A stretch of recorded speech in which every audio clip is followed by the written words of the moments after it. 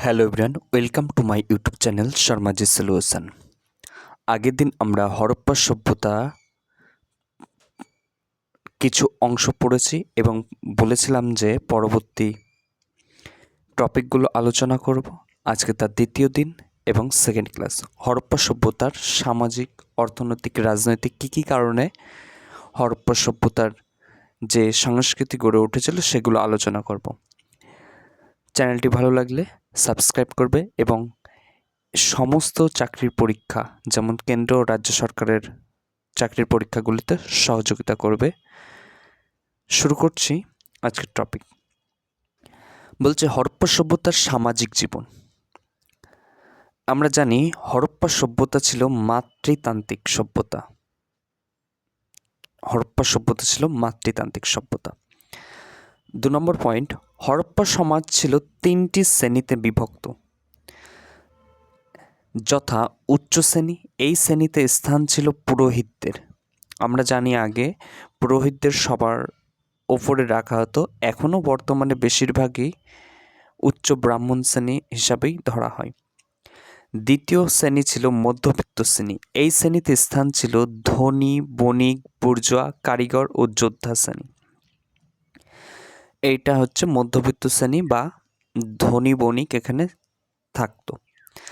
আর নিম্নবিত্ত মানে এই শ্রেণীতে দরিদ্র কৃষক ও শ্রমিকরা ছিল এবং সমাজের একেবারে নিম্ন স্তরে যারা কাজকর্ম করত তারা কৃতদাসরাও ছিল এই নিম্নবিত্ত শ্রেণীতে। তাহলে হরপ্পা সমাজ ব্যবস্থা 3টি শ্রেণীতে বিভক্ত ছিল, একটা উচ্চ, একটা মধ্য, একটা নিম্ন।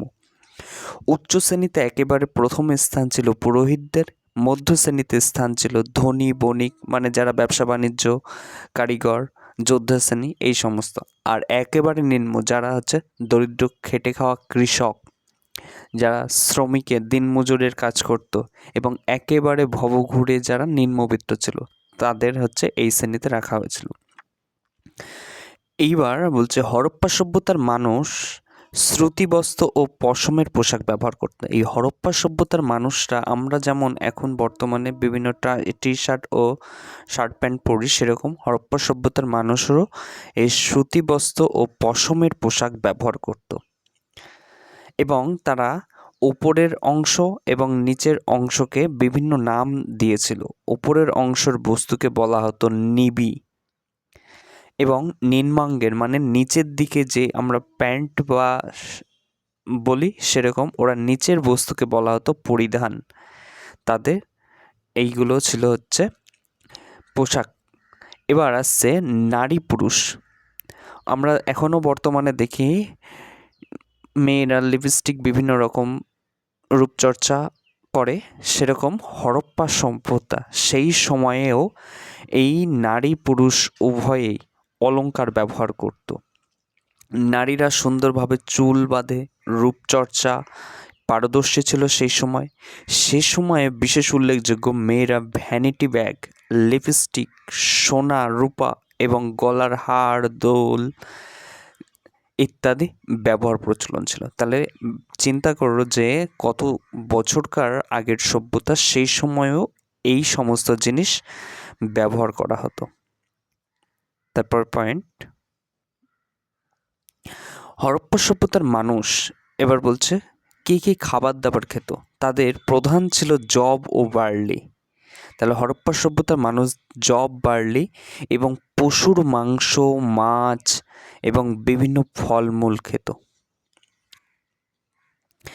এই যে হরপ্পা সভ্যতার মানুষ খাওয়ার পাশাপাশি তাদের বিনোদনের কিছু উপায় ছিল। আমাদের এখন যেরকম বর্তমানে বিশেষ করে ভারতে বেশি প্রচলিত হচ্ছে ক্রিকেট খেলা এবং কিছু কিছু ফ্যান রয়েছে ফুটবলও দেখে, সেরকম তাদেরকার সেই সময়েও কিছু বিনোদনমূলক উপায় ছিল, যেমন নৃত্যগীতি, পাশা খেলা, রথ চালানো, এছাড়াও জুয়া খেলা ও ষাঁড়ের লড়াই।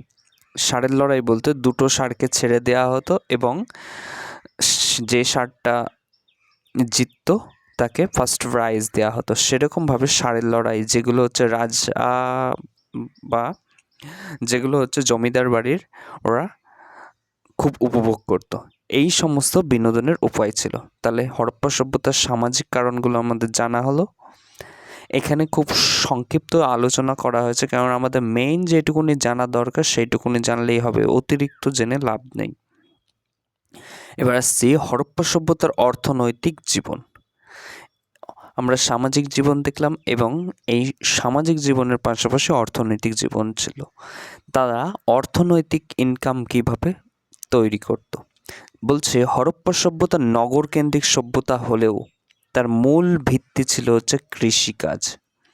তাহলে তার মূল প্রধান কাজ ছিল হচ্ছে কৃষিকাজ।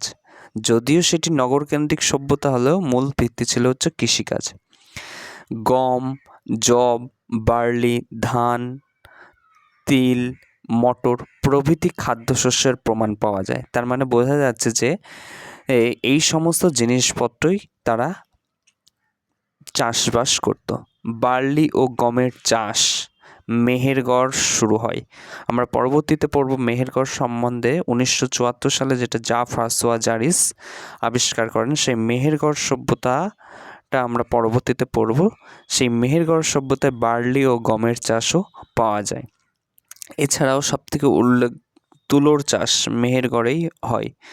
এছাড়াও হরপ্পা ছাড়াও সিন্ধু সভ্যতায় বিভিন্ন, আমরা বলেছিলাম যে আলোচনা করব, হরপ্পা ছাড়াও বিভিন্ন রকম সাইট আবিষ্কৃত হয়েছে, সেগুলো পরের দিন আলোচনা করব। যেমন রংপুর, লোথাল, এখানে তুষের অস্তিত্ব থেকে অনুমান করা হচ্ছে যে ধান চাষ হতো বলে অনুমান করা হয়। তারপরে হরপ্পা সভ্যতার মানুষ চাষবাদ মূলত বৃষ্টির জলে করত। তাহলে এখনকার বিভিন্ন রকম যেমন স্যালো মেশিন বা পাম্প রয়েছে, সেরকম তখনকার বৃষ্টির জলেই মূলত চাষবাস করত। তবে কিছু কিছু কেন্দ্রেও জলসেচ প্রথার নিদর্শন পাওয়া গেছে। তাহলে তখনও সেই সমস্ত অঞ্চল, কিছু কিছু অঞ্চলে নিদর্শন পাওয়া গেছে। তারপরে এবার চাষবাস করতে গিয়ে যে এক সময় লাঙল ব্যবহার, আমরা প্রথম দিকে জানি একদম লাঙল ছিল এরকম ত্রিভুজ আকৃতির, আর এরকম করে একটা এখানটা মানুষ এটাকে ধরে নিয়ে এরকম করে, আর এই জায়গাটা একটা ফলা লাগানো থাকতো, যার ফলে চাষবাস করা হতো। এই লাঙলের ব্যবহার কালীবঙ্গাল ও বানওয়ালিতে লাঙলের ব্যবহারের প্রমাণ মিলেছে। তাহলে চাষবাস করার ক্ষেত্রে এই লাঙল ব্যবহার করা হতো। মাটিটাকে প্রথমে খুঁড়ে তারপরে বিভিন্ন রকমভাবে চাষ করতো। তারপরে এছাড়াও বিভিন্ন রকম দেশের সাথে তারা আমদানি রপ্তানি চাষবাস করলো। চাষবাস অতিরিক্ত খাদ্য যখন হয়ে যায় তখন তারা অন্যান্য দেশে আমদানি বা রপ্তানি করতে শুরু করলো। যেমন এগুলো আফগানিস্তান, তাহলে আফগানিস্তানের সঙ্গে যোগাযোগ ব্যবস্থা ছিল। ইরান, মেসোপটেমিয়া, মিশর, ব্যাবিলন প্রভৃতি দেশের সাথে এই হরপ্পা সভ্যতার আমদানি রপ্তানির ব্যাপারটা হতো। এবং বলা হচ্ছে আমদানি দ্রব্যের মধ্যে সবথেকে উল্লেখযোগ্য ছিল তামা, রূপা, লাপিস লাজুলি, যেগুলো মেয়েদের রূপচর্চার ক্ষেত্রে ব্যবহার করা হয়, দেবদারু কাঠ প্রভৃতি। এবং রপ্তানি দ্রব্যের মধ্যে ছিল তুলা, নীলকান্তমণি, সেই সময় উল্লেখযোগ্য একটা মণি, এবং হাতির দাঁত বিভিন্ন কাজে লাগে এবং খুব দাম, কিন্তু বর্তমানেও এখন খুব দাম। এবং সুতি বস্ত্র, দামি পাথর ইত্যাদি তারা হরপ্পা সভ্যতার মানুষ রপ্তানি করত। এবার বলছে ব্যবসা বাণিজ্যের জন্য অর্থের লেনদেন ছিল না ঠিক সেভাবে, বিনিময় প্রথা। এখন আমরা যেরকম কোনো মাল কিনতে গেলে টাকা দিয়ে তারপরে মাল কিনি, তখন কিন্তু এসব অর্থ লেনদেন ছিল না, ছিল বিনিময় প্রথা মাধ্যমে ব্যবসা বাণিজ্য চলতো। কী রকম? ধরো আমি তোমার কাছ থেকে এক বস্তা ধান নিচ্ছি, আমার গরু বাছুর আছে বা বাছুরটাকে আমি তোমাকে দিয়ে দিলাম, কিংবা এইভাবেই বিনিময় প্রথা, এটাকেই বলা হচ্ছে বিনিময় প্রথা। সেই বিনিময় প্রথার মাধ্যমে তখনকার ব্যবসা বাণিজ্য চলতো। এবার কোনো কিছু জিনিস ওজন, এই যে পয়েন্ট বলা রয়েছে ওজন করার জন্য মাল বিক্রি কি করে আমরা ওজন করি। এখনকার যুগে কম্পিউটার কাটা যেহেতু হয়ে গেছে, তখনকার তারও আগে কম্পিউটার কাটার আগে বাটখারা বলে একটা নাম ছিল। সেই বাটখারা 1 কিলো 2 কিলো 5 কিলো এরকম দেয়া ছিল। দেখেছো যারা তারা বুঝতে পারবে। সেরকম ওজন করা হতো। এক পাশে ধানের বস্তা বা কিংবা অন্যান্য খাদ্যশস্য বসিয়ে আর এক পাশে বাটখারা দিয়ে এরকম ওজন করা হতো। কিন্তু সেই সময় ওজন করার জন্য কিছু পাওয়া গিয়েছে, সেগুলো ঘনকাকৃতি ও গোলাকৃতি স্টিয়ারটাইট ও চুনা পাথর ব্যবহার করা হতো। মানে একটা আকৃতি টাইপের এই চুনা পাথর বা স্টিয়ারটাইট পাথর ব্যবহার করা হতো, যেগুলো 1 কিলো 2 কিলো 5 কিলো এরকম করে অনুমান করা হতো। তারপরে বলছে হরপ্পা সভ্যতার ব্যবসা বাণিজ্যের সঙ্গে বণিকেরা পণি নামে, এই হরপ্পা সভ্যতায় যে সমস্ত ব্যবসা বাণিজ্য করত সেই বণিকদের পণি নামে পরিচিত ছিল। সেই বণিকরা পণি নামে পরিচিত ছিল। ভেরি ভেরি ইম্পর্টেন্ট একটা। তারপরে হরপ্পা সভ্যতার মানুষ পুতুল, কলসি, থালা, খেলনা, রথ প্রভৃতি মাটি দিয়ে তৈরি করতো। তাহলে সেই সময়ও মাটির প্রচলন ছিল এবং মাটি দিয়ে তারা বিভিন্ন রকম জিনিস, পুতুল, খেলনা পুতুল, কলসি, থালা, খেলনা, রথ ইত্যাদি তৈরি করত।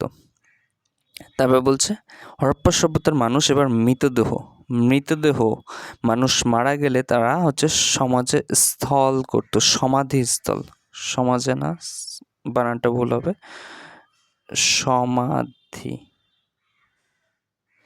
সমাধিস্থল করতো। মৃতদেহের সাথে প্রয়োজনীয় জিনিসপত্র কবরে দেওয়ার প্রচলন ছিল, যেমন আসবাবপত্র, ব্যবহার্য সামগ্রী। মানে ধরো এখনো বর্তমানে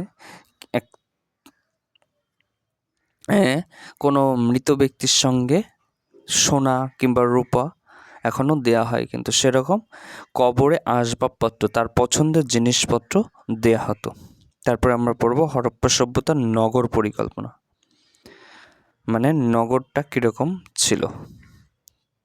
তারপরে হরপ্পা সভ্যতা মূল বৈশিষ্ট্য ছিল নগর পরিকল্পনা। আমরা জানি হরপ্পা সভ্যতায় বিভিন্ন রকম নগর গড়ে উঠেছিল, তাই একে নগর পরিকল্পনা বলছে। নগর কেন্দ্রগুলির মধ্যে সবথেকে উল্লেখযোগ্য ছিল এই হরপ্পা ও মহেঞ্জোদারো। Very very important. তাহলে দুটি নগর সবথেকে বেশি উল্লেখযোগ্য ছিল, একটা হরপ্পা ও একটা মহেঞ্জোদারো। শহর মূলত দুটি ভাগে বিভক্ত ছিল। তাহলে দুটি ভাগ দেখা যায়, আমরা জানি 3টি শ্রেণী ছিল এবং দুটি ভাগে বিভক্ত ছিল। একটি উচ্চ অংশ আর একটি নিম্নাংশ। তারপরে শহরের পশ্চিম ভাগে উঁচু মঞ্চের ওপর তৈরি দুর্গ বা উচ্চ শ্রেণীর লোকেদের বাসস্থান ছিল। এই যে পশ্চিম ভাগটা ছিল এই উচ্চ বংশের মানুষদের জন্য, সেখানে এই উচ্চ শ্রেণীর লোকেরা বাসস্থান করত। আর নিম্নস্থানে সাধারণ মানুষের বাসস্থান ছিল। এবং এই উঁচু দুর্গ অঞ্চলে যারা বসবাস করত তাদের সিটাডেল বলে অভিহিত করা হতো। ঠিক আছে, মানে এই উঁচু অংশেই উচ্চ শ্রেণী হিসাবে তারা বসবাস করত, তাই তাদেরকে সিটাডেল বলে অভিহিত করা হতো। এবার আরেকটি মহেঞ্জোদারো শহরটি পশ্চিম দিকে অবস্থিত হলেও প্রায় 40 ফুট উচ্চ একটি বিশাল আয়তন ঢিপির ওপর একটি দুর্গ ছিল। তাহলে দুর্গ প্রথম 40 ফুট মহেঞ্জোদারোতে ছিল। দুর্গ অঞ্চলে কিছু ঘরবাড়ি ও আবিষ্কৃত হয়েছিল, সেগুলোই শাসকদের বাসস্থান বলেই মনে করা হতো। মানে সেই সমস্ত অঞ্চলে শাসকরা বসবাস করত বলে মনে করা হতো। উঁচু অঞ্চলে দুর্গ অঞ্চলের সর্বসাধারণের ব্যবহার উপযোগী একটি বিরাট বাঁধানো স্নাগার অবস্থিত হয়েছে। ঋতুভেদে জল গরম বা ঠান্ডা করার ব্যবস্থা ছিল। তাহলে বুঝতে পারছো তখনকার সময়েও ঠান্ডা জল বা গরম জল, গরমকালে যে জল প্রয়োজন ঠান্ডা জলের, সেই সময় ঠান্ডা জল পাওয়া যেত, আবার শীতকালে গরম জলেরও পাওয়া যেত, এরকম ব্যবস্থা ছিল। এবং সবথেকে বৃহৎ বড় স্নাগার আবিষ্কৃত হয়েছে, যেটির আয়তন ছিল 180 ফুট দৈর্ঘ্যে এবং প্রস্থে 108 ফুট এবং চারিদিকে ঘিরে আছে 8 ফুট উঁচু দেওয়াল। এখন আমরা যেটাকে বলছি সুইমিং পুল, সেরকম এত বড় একটা বৃহৎ বাঁধানো স্নাগারের অস্তিত্ব খুঁজে পাওয়া যায় সেই মহেঞ্জোদারো। তার মানে বুঝতে পারছো কতটা উন্নত সভ্যতা ছিল এই হরপ্পা সভ্যতা। তারপরে এবার নগরগুলিতে সুবিন্যস্ত রাস্তাঘাট, ভূগর্ভস্থ ক্রয় প্রণালী, পরিকল্পিত ঘরবাড়ি এবং সবচেয়ে উল্লেখযোগ্য রাস্তাঘাটগুলি 9 ফুট থেকে 30 ফুট পর্যন্ত চওড়া ছিল। তার মানে বুঝতে পারছো, মানে পৌরসভা এলাকার, বর্তমানে পৌরসভা অঞ্চলেও কিন্তু এরকম 9 ফুট থেকে 30 ফুট রাস্তা চওড়া থাকে না, কিন্তু সেই হরপ্পা সভ্যতায় 9 ফুট থেকে 30 ফুট চওড়া চওড়া রাস্তা ছিল এবং সেই ড্রেনে জল যাওয়ার জন্য রাস্তাঘাটের পাশাপাশি ক্রয় প্রণালী ছিল এবং প্রতিটা ঘরবাড়ি হচ্ছে পরিকল্পিতভাবে তৈরি করা ছিল। তারপরে বলছে এবার বাড়ি তৈরি কি দিয়েছিল, বাড়িগুলি ছিল পোড়া ইটের তৈরি, মানে তখনকার যুগেও হচ্ছে পোড়া ইটের ব্যবহার তারা জানতো এবং অনেক বাড়ি ছিল দোতলা বিশিষ্ট। প্রত্যেক বাড়িতে প্রশস্ত ও নর্দমার ব্যবস্থা ছিল, অনেক বাড়িতে আবার সোকোপিটও ছিল, মানে প্রশস্ত নর্দমা মানে বড় এবং চওড়া নর্দমার ব্যবহার ছিল, ড্রেনের মাধ্যমে জল নর্দমাতে পৌঁছে যেত এবং বাড়ির নোংরা জল নর্দমা দিয়ে এসে রাস্তায় ঢাকা দেওয়া বাঁধানো ড্রেন দিয়ে পড়তো, মানে ভুল হয়ে গেছে, ড্রেন দিয়ে পড়তো। নর্দমাগুলি পরিষ্কারের জন্য ইট দিয়ে তৈরি ঢাকা ম্যানহোলের ব্যবস্থা ছিল, মানে ঢাকনা মতো ব্যবস্থা করা ছিল, এখনকার বর্তমানে শহরগুলোতে তোমরা জানছো। এছাড়া প্রত্যেক বাড়ির সামনে বাঁধানো ডাস্টবিনের ব্যবস্থা ছিল। তার মানে বুঝতে পারছো তখনকার যুগে এই হরপ্পা সভ্যতা কতটা উন্নত ছিল। এখন বর্তমানে বহু গ্রামগুলোতেও কিংবা অন্যান্য জেলাগুলোতেও কিন্তু এতটা উন্নত ব্যবস্থা নেই। তখনকার সেই সভ্যতা, হরপ্পা সভ্যতা এতটাই উন্নত ছিল যে প্রত্যেকটা বাড়ির সামনে হচ্ছে ডাস্টবিনের ব্যবস্থা ছিল, সেখানে নোংরা ফেলা হতো। এবার শস্য মজুত, শস্য মজুত রাখার জন্য আলাদা ঘরের ব্যবস্থা ছিল। মহেঞ্জোদারো শস্যাগারের আয়তন ছিল কম বেশি 9,000 বর্গফুট, অন্যদিকে হরপ্পা শস্যাগারটি ছিল প্রায় 3,000 বর্গফুট। তাহলে হরপ্পা সভ্যতায় সবথেকে বেশি বড় হচ্ছে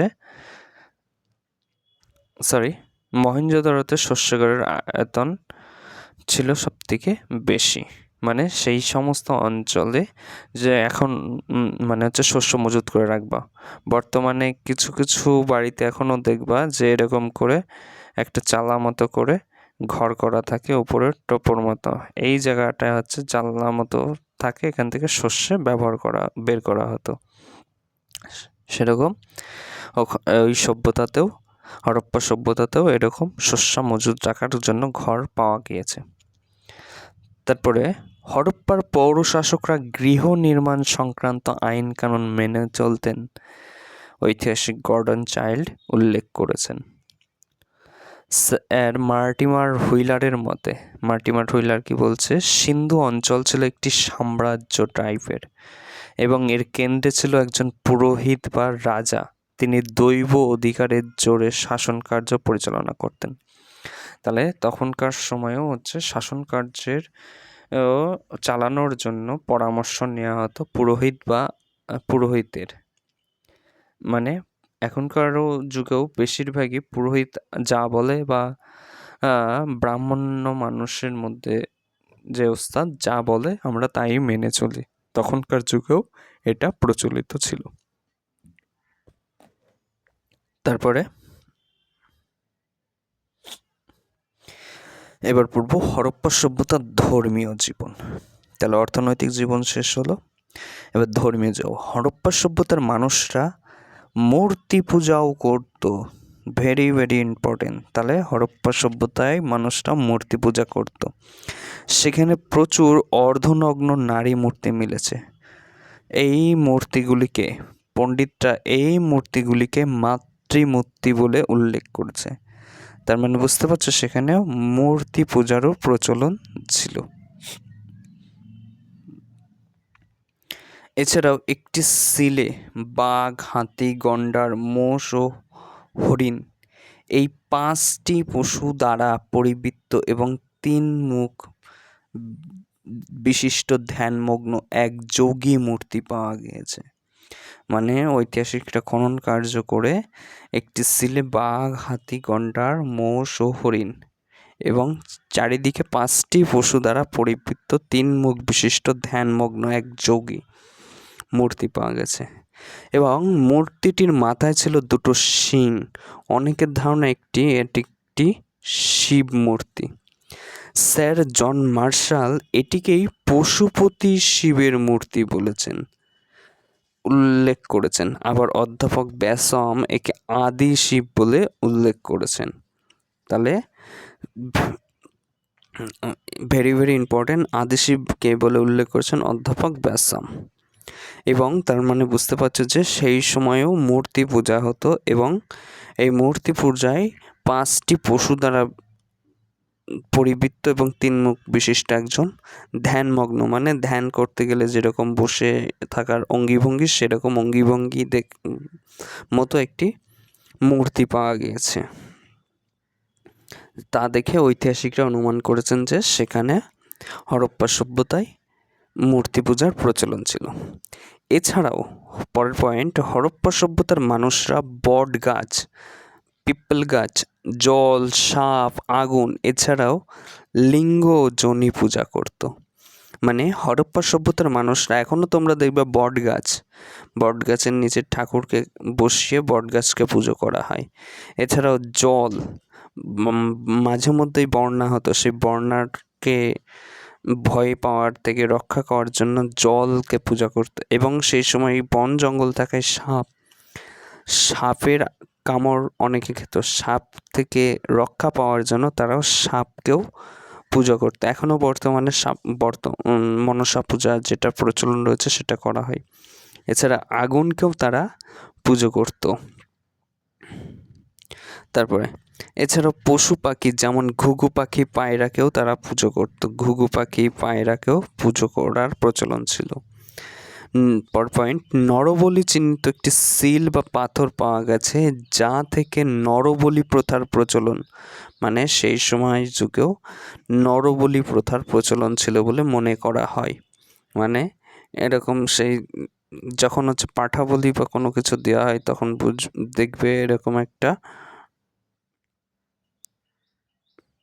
ইউ আকৃতির বা এরকম দিয়ে এরকম এটা মাটির নিচে এরকম পুঁতা থাকে, আর এই জায়গায় মাঝখানটাই হচ্ছে পাঠাটাকে ঢুকিয়ে হচ্ছে তারপরে এক সাইড থেকে ধরে কোপ মারা হয় বা পাঠা বলি দেওয়া হয়। সেরকম এইখানেও নরবলি চিহ্নিত বা সিল বা পাথর পাওয়া গেছে, ওরকম প্রচলিত ছিল বলে মনে করা হয়।